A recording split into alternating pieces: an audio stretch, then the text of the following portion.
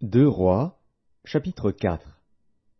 Une femme d'entre les femmes des fils des prophètes cria à Élisée, en disant, « Ton serviteur, mon mari, est mort, et tu sais que ton serviteur craignait l'Éternel.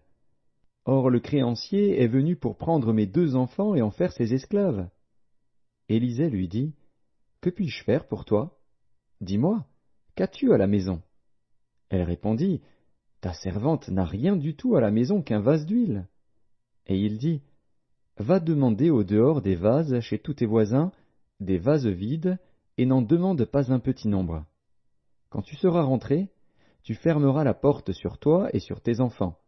Tu verseras dans tous ces vases, et tu mettras de côté ceux qui seront pleins. » Alors elle le quitta. Elle ferma la porte sur elle et sur ses enfants. Il lui présentait les vases, et elle versait. Lorsque les vases furent pleins, elle dit à son fils, « Présente-moi encore un vase. » Mais il lui répondit, « Il n'y a plus de vase. » Et l'huile s'arrêta.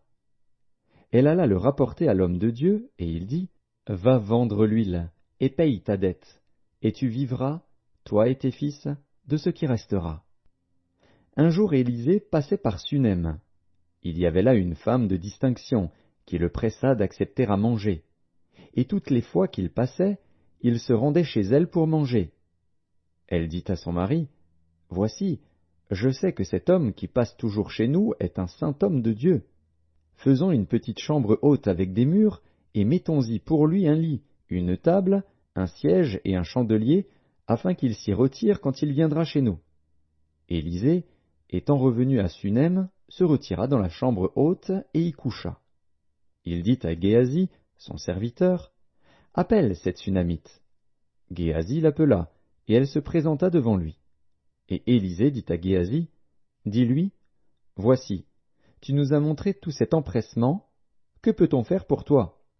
Faut-il parler pour toi au roi ou au chef de l'armée? » Elle répondit, « J'habite au milieu de mon peuple. » Et il dit, « Que faire pour elle? » Géasi répondit, « Mais elle n'a point de fils, et son mari est vieux. » Et il dit, « Appelle-la. » Géasi l'appela, et elle se présenta à la porte. Élisée lui dit, « À cette même époque, l'année prochaine, tu embrasseras un fils. » Et elle dit, « Non, mon Seigneur, homme de Dieu, ne trompe pas ta servante. » Cette femme devint enceinte, et elle enfanta un fils à la même époque, l'année suivante, comme Élisée lui avait dit.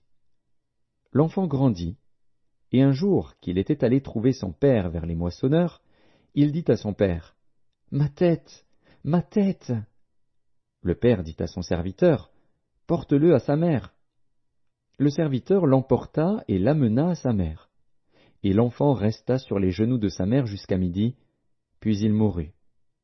Elle monta, le coucha sur le lit de l'homme de Dieu, ferma la porte sur lui, et sortit. Elle appela son mari, et dit, « Envoie-moi, je te prie, un des serviteurs et une des ânesses.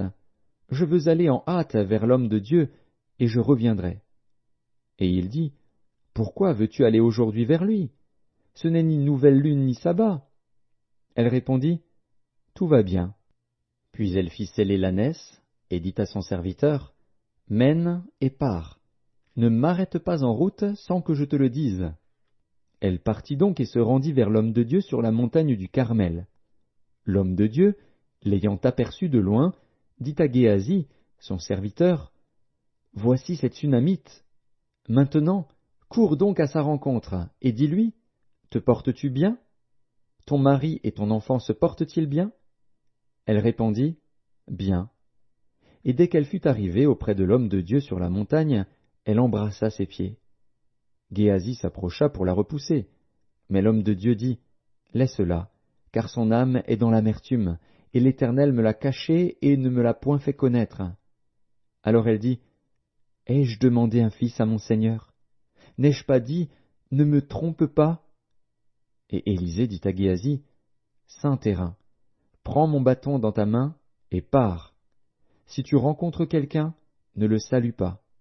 Et si quelqu'un te salue, ne lui réponds pas. Tu mettras mon bâton sur le visage de l'enfant. » La mère de l'enfant dit, L'Éternel est vivant et ton âme est vivante. Je ne te quitterai point. Et il se leva et la suivit. Géasi les avait devancés, et il avait mis le bâton sur le visage de l'enfant. Mais il n'y eut ni voix ni signe d'attention. Il s'en retourna à la rencontre d'Élisée et lui rapporta la chose, en disant « L'enfant ne s'est pas réveillé. » Lorsqu'Élisée arriva dans la maison, voici, l'enfant était mort, couché sur son lit. Élisée entra et ferma la porte sur eux deux, et il pria l'Éternel. Il monta et se coucha sur l'enfant. Il mit sa bouche sur sa bouche, ses yeux sur ses yeux, ses mains sur ses mains, et il s'étendit sur lui. Et la chair de l'enfant se réchauffa. Élisée s'éloigna, alla çà et là par la maison, puis remonta et s'étendit sur l'enfant. Et l'enfant éternua 7 fois, et il ouvrit les yeux. Élisée appela Géasi et dit « Appelle cette Sunamite. » Géasi l'appela, et elle vint vers Élisée, qui dit « Prends ton fils. » Elle alla se jeter à ses pieds, et se prosterna contre terre. Et elle prit son fils, et sortit. Élisée revint à Gilgal, et il y avait une famine dans le pays. Comme les fils des prophètes étaient assis devant lui, il dit à son serviteur, « Mets le grand pot, et fais cuire un potage pour les fils des prophètes. » L'un d'eux sortit dans les champs pour cueillir des herbes. Il trouva de la vigne sauvage, et il y cueillit des coloquintes sauvages, pleins son vêtement. Quand il rentra, il les coupa en morceaux dans le pot où était le potage, car on ne les connaissait pas. On servit à manger à ces hommes, mais dès qu'ils eurent mangé du potage, ils s'écrièrent « La mort est dans le pot, homme de Dieu !» Et ils ne purent manger. Élisée dit « Prenez de la farine. » Il en jeta dans le pot, et dit « Sers à ces gens, et qu'ils mangent. » Et il n'y avait plus rien de mauvais dans le pot. Un homme arriva de Baal-Shalisha. Il apporta du pain des prémices à l'homme de Dieu, 20 pains d'orge et des épis nouveaux dans son sac. Élisée dit, « Donne à ces gens, et qu'ils mangent. » Son serviteur répondit, « Comment pourrais-je en donner à 100 personnes ?» Mais Élisée dit, « Donne à ces gens, et qu'ils mangent. Car ainsi parle l'Éternel, on mangera, et on en aura de reste. » Il mit alors les pains devant eux, et ils mangèrent et en eurent de reste, selon la parole de l'Éternel.